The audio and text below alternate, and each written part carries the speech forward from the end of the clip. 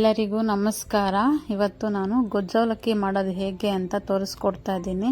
ಇದು ಬೇಗ ಆಗುತ್ತೆ, ಹಾಗೆ ಮಕ್ಕಳಿಗೆಲ್ಲ ತುಂಬ ಇಷ್ಟ ಆಗುತ್ತೆ. ಲಂಚ್ ಬಾಕ್ಸ್ಗೆ ಹಾಕೋದಕ್ಕೆ ತುಂಬ ಚೆನ್ನಾಗಿರುತ್ತೆ. ನೀವು ಒಂದ್ಸಲಿ ಟ್ರೈ ಮಾಡಿ, ಹೇಗೆ ಬಂತು ಅಂತ ಕಮೆಂಟ್ ಮಾಡಿ. ಹಾಗೆ ವಿಡಿಯೋನ ಎಲ್ಲೂ ಸ್ಕಿಪ್ ಮಾಡಿದೆ ನೋಡಿ. ಮತ್ತು ಯಾರು ಮೊದಲನೇ ಬಾರಿಗೆ ನನ್ನ ಚಾನಲ್ನ ನೋಡ್ತಾ ಇದ್ದೀರಾ ಅವರೆಲ್ಲರೂ ಸಬ್ಸ್ಕ್ರೈಬ್ ಮಾಡೋದನ್ನ ಮರಿಬೇಡಿ. ಪ್ಲೀಸ್ ಸಬ್ಸ್ಕ್ರೈಬ್ ಮಾಡಿ. ಹಾಗೆ ನಿಮ್ಮ ಸ್ನೇಹಿತರ ಜೊತೆ ಇದನ್ನು ಶೇರ್ ಮಾಡ್ಕೊಳ್ಳಿ, ಒಂದು ಲೈಕ್ ಮಾಡಿ. ಬನ್ನಿ ಹೇಗೆ ಮಾಡೋದು ಅಂತ ನೋಡೋಣ. ನಾನಿಲ್ಲಿ ಗಟ್ಟಿ ಅವಲಕ್ಕಿನ ಒಂದು ಬೌಲ್ ಅವಲಕ್ಕಿ ತೊಗೊಂಡಿದ್ದೀನಿ. ಅವಲಕ್ಕಿ ನಿಮ್ಗೆ ಎಷ್ಟು ಬೇಕೋ ಅಷ್ಟು ತೊಗೊಳ್ಳಿ. ಇಲ್ಲಿ ಇದೊಂದು 4 ಜನಕ್ಕೆ ಆಗುತ್ತೆ. ಇಷ್ಟು ಅವಲಕ್ಕಿ ತೊಗೊಂಡ್ರೆ ನಾನು ಇದನ್ನ ಮಿಕ್ಸಿಯಲ್ಲಿ ಫುಲ್ ನೈಸ್ ಮಾಡಲ್ಲ, ಅರ್ಧಂಬರ್ಧನ ಗ್ರೈಂಡ್ ಮಾಡ್ಕೊತೀನಿ. ನೀವು ಇದನ್ನು ಈ ಥರ ಫುಲ್ ನೈಸ್ ಮಾಡಬೇಡಿ, ರವೆಗಿಂತೂ ಇನ್ನೂ ಸ್ವಲ್ಪ ದೊಡ್ಡದಾಗಿ ಗ್ರೈಂಡ್ ಮಾಡ್ಕೊಳ್ಳಿ, ತುಂಬ ನೈಸ್ ಮಾಡಬೇಡಿ. ಹಾಗೆ ಇದಕ್ಕೆ ರುಚಿಗೆ ತಕ್ಕಷ್ಟು ಉಪ್ಪು, ಅರಿಶಿನ ಮತ್ತು ಬೆಲ್ಲ. ಹಾಗೆ ನಾನಿಲ್ಲಿ ಪುಳಿಯೋಗರೆ ಪೌಡರ್, ನಾನು ಮನೆಯಲ್ಲೇ ಮಾಡಿಟ್ಕೊಂಡಂತಹ ಪುಳಿಯೋಗರೆ ಪೌಡರ್ನ ಹಾಕ್ತಿದ್ದೀನಿ. ನಿಮಗೆ ಅಂಗಡಿಲಿ ಸಿಗೋ MTR ತಿಳಿಸಾರು ಪುಡಿನ ಹಾಕ್ಬೋದು, ಅದರಲ್ಲೂ ಚೆನ್ನಾಗಿ ಬರುತ್ತೆ. ಬಟ್ ಈ ಪುಳಿಯೋಗರೆ ಪುಡಿ ಹಾಕಿ ಮಾಡೋದ್ರಿಂದ ಅವಲಕ್ಕಿ ತುಂಬ ಚೆನ್ನಾಗಿರುತ್ತೆ. ಹಾಗೆ ಸ್ವಲ್ಪ ಅಡುಗೆ ಎಣ್ಣೆ ಹಾಕ್ತಿದ್ದೀನಿ. ಎಣ್ಣೆ ಏನಕ್ಕೆ ಅಂದರೆ ಒಂದಕ್ಕೊಂದು ಅಂಟ್ಕೊಳ್ಳಲ್ಲ. ಇದು ನಾವು ನೆನೆಸಿಟ್ಟು ಮತ್ತು ಅದನ್ನ ನಾವು ಒಗ್ಗರಣೆಗೆ ಹಾಕಿದಾಗ ಅವಲಕ್ಕಿ ಯಾವುದೇ ಕಾರಣಕ್ಕೂ ಒಂದೊಂದಕ್ಕೆ ಅಂಟ್ಕೊಳ್ಳಲ್ಲ. ಆದ್ದರಿಂದ ನಾವು ಎಣ್ಣೆ ಹಾಕ್ಕೋಬೇಕು. ಎಣ್ಣೆ ಹಾಕೋದನ್ನ ಮರಿಬೇಡಿ. ಹಾಕ್ಬಿಟ್ಟು ಚೆನ್ನಾಗಿ ತಿರುಗಿಸ್ಕೊಳ್ಳಿ. ನೀರು ಎಷ್ಟು ಬೇಕೋ ಅಷ್ಟು ನೋಡಿಕೊಂಡು ನೀರು ಹಾಕ್ಕೊಳ್ಳಿ. ಗಟ್ಟಿಯಾಗೆ ಕಲಸಿಡಿ.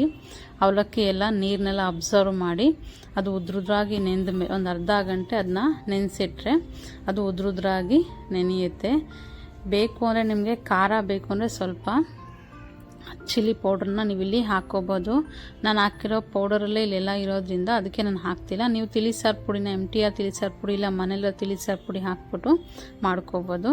ಹಾಗೆ ನಾನಿಲ್ಲಿ ಒಂದು 4 ಸ್ಪೂನ್ ಬಿಳಿ ಎಳ್ಳು ತೊಗೊಂಡಿದ್ದೀನಿ. ಎಳ್ಳನ್ನ ಸ್ವಲ್ಪ ಬಿಸಿ ಮಾಡ್ಕೊತೀನಿ. ಎಳ್ಳು ಮತ್ತು ಒಣಗಿದ ಕೊಬ್ಬರಿ ಎರಡು ಇದಕ್ಕೆ ಮೇನ್ ಇಂಗ್ರೀಡಿಯೆಂಟ್ಸು, ಅದೇ ಟೇಸ್ಟ್ ಕೊಡುತ್ತೆ. ಇಲ್ಲಿ ಎಳ್ಳನ್ನ ಸ್ವಲ್ಪ ಬಿಸಿ ಮಾಡ್ಕೊಂಡ್ಮೇಲೆ ಅದ್ರ ಜೊತೆ ಸ್ಟವ್ ಆಫ್ ಮಾಡಿಬಿಟ್ಟು ನಾನು ಒಂದು ಅರ್ಧ ಚಿಪ್ಪು ಒಣಗಿದ ಕೊಬ್ಬರಿ ತುರಿದು ಇಟ್ಕೊಂಡಿದ್ದೆ, ಅದನ್ನು ಇದರಲ್ಲಿ ಹಾಕಿರ್ತೀನಿ. ಆವಾಗ ಸ್ವಲ್ಪ ಗರಿಯಾಗುತ್ತೆ, ಇಲ್ಲಾಂದರೆ ಸ್ವಲ್ಪ ಒದ್ದೆ ಥರ ಇರುತ್ತೆ ಅಂತ ಸ್ವಲ್ಪ ಬಿಸಿ ಮಾಡ್ಕೊತೀನಿ ಅಷ್ಟೇ. ಇದನ್ನ ಬಿಸಿ ಮಾಡ್ಕೊಂಡು ಗ್ರೈಂಡ್ ಮಾಡಿಕೊಂಡು ಈ ಥರ ಆಗುತ್ತೆ. ನೀರೇನು ಹಾಕ್ಬಾರ್ದು, ಹಂಗೆ ಡ್ರೈ ಗ್ರೈಂಡ್ ಮಾಡ್ಕೋಬೇಕು. ಹಾಗೆ ಒಗ್ಗರಣೆಗೆ ಬಾಣಲಿ ಇಟ್ಟು ನಾನು ಸ್ವಲ್ಪ ಎಣ್ಣೆ ತೊಗೊಂಡು ಒಂದು 3 ಸ್ಪೂನಷ್ಟು ಎಣ್ಣೆ ತೊಗೊಳ್ಳಿ. ಮತ್ತು ಒಗ್ಗರಣೆಗೆ ಸಾಸಿವೆ, ಹಾಗೆ ಕಡಲೆಬೀಜ, ಕಡಲೆಬೇಳೆ ಹಾಕ್ತಾಯಿದ್ದೀನಿ. ಕಡಲೆಬೀಜ ಕಡಲೆಬೇಳೆನ ಇಲ್ಲಿ ನಿಧಾನಕ್ಕೆ ಸಣ್ಣ ಉರಿ ಇಟ್ಕೊಂಡು ಅದು ಬ್ರೌನ್ ಕಲರ್ ಆಗೋವರೆಗೂ ನೀವು ಅದನ್ನ ಹುರ್ಕೋಬೇಕು. ಹಾಗೆ ಕರಿಬೇವಿನ ಸೊಪ್ಪು ಮತ್ತು ಒಣಗಿದ ಮೆಣಸಿನ್ಕಾಯಿ, ಇಲ್ಲಿ ಗುಂಟೂರಾದರೂ ತೊಗೋಬೋದು ಮತ್ತು ಮಣ್ಕಟ್ಟಿಗೆ ಮೆಣಸಿನ್ಕಾಯಿ ಆದರೂ ಖಾರದ ಮೆಣಸಿನ್ಕಾಯಿ ಆದರೂ ತೊಗೋಬೋದು. ನಂತರ ನಾನು ರುಬ್ಬಿಟ್ಕೊಂಡಿದ್ದ ನಂತರ ಆಗಲೇ ಒಣ ಕೊಬ್ಬರಿ ಮತ್ತು ಎಳ್ಳು ಅದನ್ನು ಇದರಲ್ಲಿ ಹಾಕಬೇಕು. ಇದರಲ್ಲಿ ಹಾಕಿ 1 ನಿಮಿಷ ಅದನ್ನು ಬಾಡಿಸ್ಕೋಬೇಕು.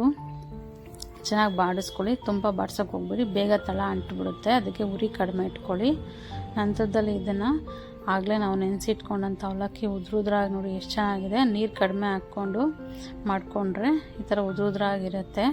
ಇದನ್ನು ಒಗ್ಗರಣೆಯಲ್ಲಿ ಚೆನ್ನಾಗಿ ಮಿಕ್ಸ್ ಮಾಡಿ ಒಂದು 2 ನಿಮಿಷ ಚೆನ್ನಾಗಿ ಬಿಸಿ ಮಾಡಿ, ಎಲ್ಲ ಮಸಾಲ ಎಲ್ಲ ಅದಕ್ಕೆ ಚೆನ್ನಾಗಿ ಇಟ್ಕೊಂಡು ಅವಲಕ್ಕಿ ಚೆನ್ನಾಗಿ ಬಿಸಿ ಆದರೆ ಟೇಸ್ಟ್ ಚೆನ್ನಾಗಿರುತ್ತೆ. ಚೆನ್ನಾಗಿ ಬಿಸಿ ಮಾಡ್ಕೊಳ್ಳಿ. ಬಿಸಿ ಮಾಡಿಕೊಂಡ್ರೆ ಅವಲಕ್ಕಿ ರೆಡಿ ಆಗುತ್ತೆ. ಗೊಜ್ಜು ಅವಲಕ್ಕಿ ನೋಡಿ ಎಷ್ಟು ಚೆನ್ನಾಗಿದೆ. ನೋಡೋದಕ್ಕೆ ಕಲರು ತುಂಬ ಚೆನ್ನಾಗಿರುತ್ತೆ, ಟೇಸ್ಟು ಅಷ್ಟೇ ತುಂಬ ಚೆನ್ನಾಗಿರುತ್ತೆ. ನೀವು ಬೇಕು ಅಂದರೆ ಕರಿ ಎಳ್ಳನ್ನು ಯೂಸ್ ಮಾಡ್ಬೋದು. ಕರಿ ಎಳ್ಳು ಯೂಸ್ ಮಾಡಿಕೊಂಡ್ರೆ ಅದು ಕಲರ್ ಒಂಥರ ಬ್ಲ್ಯಾಕ್ ಆಗಿಬಿಡುತ್ತೆ. ಬಿಳಿ ಎಳ್ಳು ಯೂಸ್ ಮಾಡೋದ್ರಿಂದ ಕಲರ್ ಹಾಗೆ ಇರುತ್ತೆ, ತುಂಬ ಚೆನ್ನಾಗಾಗುತ್ತೆ. ಫ್ರೆಂಡ್ಸ್, ನೀವು ಸಬ್ಸ್ಕ್ರೈಬ್ ಮಾಡೋದನ್ನ ಮರಿಬೇಡಿ. ಹಾಗೆ ನನ್ನ ಚಾನಲ್ಗೆ ಸಪೋರ್ಟ್ ಮಾಡಿ.